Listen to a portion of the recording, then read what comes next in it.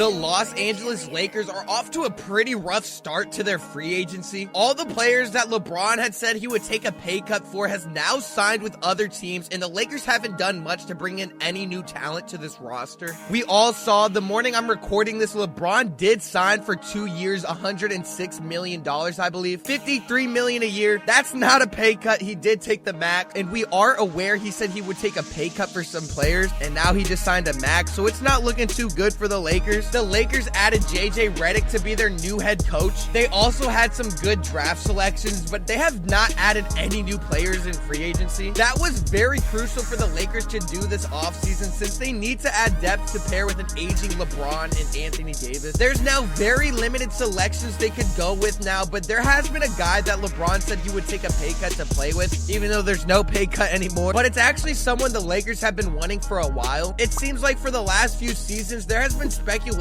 on DeMar going to LA, as there's usually a lot of speculation that certain players will go to the Lakers, but DeMar has been a consistent target for the Lakers that they haven't been able to lock in. The Lakers added a solid wing in the draft with Dalton Knecht, but the Lakers really need a true point guard. They need a two-way point guard that can release some pressure off of LeBron being the primary ball handler. We saw in 2020 how Rondo took that role very well and helped lead the team with LeBron to win a championship. Over 48 hours into free agency now, the Lakers still haven't made any significant roster improvement. This is surprising given that leading into free agency on Sunday, several factors seem to be in the Lakers' favor. D'Angelo Russell opted into his $18.7 million contract, giving the Lakers an expiring mid-sized contract to use as a matching salary in a trade. LeBron James offered to take a pay cut for a significant non-taxpayer. It seems that Chicago is willing to assist Demar DeRozan in finding a new team. Reports indicate that the Lakers' interest in DeRozan is genuine, and the Bulls are open to discussing sign-and-trade options. However, any sign-and-trade deal would need to be for at least 3 years and at a lower annual salary than what DeMar is actually seeking. A possible scenario is DeRozan playing next season with the Lakers on the $12.8 million non-taxpayer mid-level exception, and then entering the unrestricted free agency next season. Ideally, the Lakers want to acquire DeRozan using this mid-level exception to avoid sacrificing assets like their younger guys like Vando, Austin Reeves. If they acquire DeMar that way, they could then use to acquire a 3-and-D wing or a big to reduce Anthony Davis' defensive workload. DeRozan has expressed a desire to play for his hometown Lakers for the past couple of years. In the 2021 offseason, he believed he was heading to LA before the Lakers traded for Russell Westbrook. That move didn't pan out as we all thought. This time, both parties might come to an agreement, making DeRozan the first significant accusation for the Lakers this offseason. Following their first round exit, there has been debate about the extent of changes needed for the Lakers roster. Like I said, LeBron was willing to take a pay cut for the first time in his career to help the team contend for a championship. But like I said, the options of players he wanted are already all gone. But DeRozan was one of the players he said he would take a pay cut for. As more time is going by and no moves have been done, it leaves Lakers fans worried if they will do any moves to improve this roster that has some holes. Klay Thompson ended up signing with the Mavericks, which I think is just fine for the Lakers. It was reported LA offered him around $80 million for 4 years, which I think is crazy. Now that LeBron says he will take a pay cut, they want to go after players, but when they could have been offering players decent contracts before, they wanted to be cheap. For example, for the longest time, LA didn't even want to try to execute a trade for Kyrie or another point guard before he signed with the Mavericks because they didn't want to give up picks or pay him. We all know the situations about the Lakers trying to get Miles Turner or Buddy Hield. People say the Lakers have a Lakers tax to them, and I would agree. The Lakers need to add depth to this roster and not just one player. Klay would have added a ton of value to this team, but he isn't getting any younger, and $80 million for that is just a lot. The Lakers need to go younger. The Lakers have lacked shooting the ball the last few years. We saw this a ton last season. This team needs perimeter shooting to perform well offensively. One of JJ's main focus is going to be improving the shooting and getting the three-point percentages up. The Lakers have players on this roster who have shown they can shoot the ball well, like Rui, Gabe Vincent when he was on the Heat, D'Angelo Russell when he has his moments. JJ is going to get the young core more involved as well, so the front office and Rob Pelinka need to be focused on bringing more younger talent to the roster. Obviously, the Lakers should focus on bringing LeBron back as he is getting older, but he's still averaging 25, 7, and 8, which is ridiculous. He also played 71 games last season and is going to have an extra motivation this season to win a ring now that his son is on the team. The Lakers are very limited to options right now, but if they can bring in DeMar on a fair contract or get him on a sign and trade, which seems like is going to be the the most likely option. He will benefit this roster even if it's the only free agency signing they do. However, the more significant pay cut would be taken by DeMar. After earning $28.6 million in 2023-2024 season, it's unlikely any team will match that figure for a post-prime mid-range scorer. Still, LA could offer a bit more through a sign-and trade. If DeRozan agrees to a 3-year deal worth around $50 million, and the Lakers find a third team to take on the final year of D'Angelo's contract since he doesn't fit well with the Bulls, a deal could be possible. Some might argue that, considering his age, Russell is a better option for the 2024-2025 season. However, advanced metrics favor DeRozan, who is also bigger. Over the past few seasons, DeRozan's playmaking has been comparable to Russell's. Veteran shooting guard DeMar DeRozan remains one of the top players available on the open market, but it seems unlikely that he will secure the deal he desires this offseason. With limited funds available, he might be better off signing a 1-year deal for the 2024-2025 season. DeRozan has spent the last 3 seasons with the Chicago Bulls as a 6-time All-Star. DeRozan could significantly impact a contending team, but it appears he will need to accept a short-term contract if he wants to compete for a title next season. The Lakers really needed to add a big to this lineup to pair with AD, and they haven't done that yet. In they